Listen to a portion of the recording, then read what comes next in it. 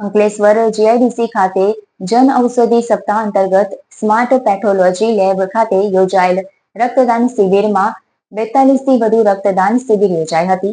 100થી વધુ વખત રક્તદાન કરાતા આઇકોનિક રક્તદાતા વિશેષ હાજરી આપી રક્તદાતાને પ્રોત્સાહન આપ્યું હતું.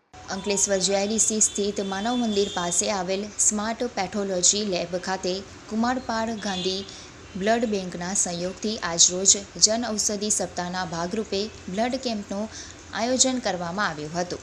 સૌથી વધુ 115 રક્તદાન કરનાર ધરમભાઈ પટેલ, ભરૂચના પત્રકાર રશ્મિકાંત કંસારા 117 વાર રક્તદાન તેમજ જીઆઈડીસી વિસ્તારમાંથી 48થી વધુ લોકોએ રક્તદાન શિબિરમાં રક્તદાન કર્યું હતું. આ પ્રસંગે ડોક્ટર પસ્મિત શાહ, ડોક્ટર હિરેન વ્યાસ, જન ઔષધિના વિજયભાઈ શાહ, જસવંતસિંહ, ભીમસિંહ સહિત સ્પર્શ પેથોલોજી લેબના સ્ટાફ, કુમારપાળ ગાંધીના સ્ટાફ દ્વારા કેમ્પને સફળ બનાવ્યો હતો.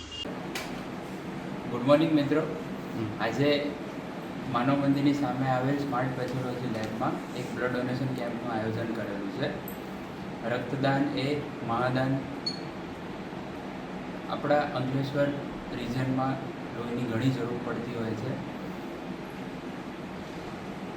છેલ્લા લગભગ 30 વર્ષથી અમે અહીંયા રહીએ છીએ અને એટલું મેં જોયું છે કે કોઈની બી મોટી બીમારી થઈ હોય, કોઈને સિકલ સેલ હોય, થેલેસેમિયા હોય તો લોહીની જરૂર ઓલવેઝ પડતી હોય છે.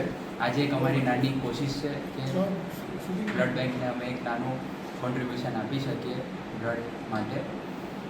તમને બી ક્યારેય જીવનમાં મોકો મળે તો બિલકુલ બ્લડ ડોનેટ કરજો.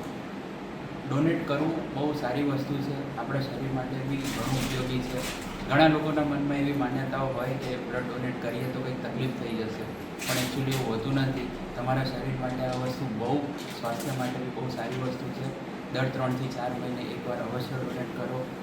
એના કરતાં મોટું પુણ્યનું કામ દુનિયામાં કોઈ જ નથી. આપણે ભગવાનની પૂજા કરીએ, પૈસા ડોનેટ કરીએ, ઘણી બધી વસ્તુ આપણે કરતા હોઈએ, પણ લોહીનું દાન કરવું એ સૌથી મોટું પુણ્યનું કામ ગણાય છે. તો જ્યારે બી મોકો મળે પ્લીઝ ડોનેટ કરો.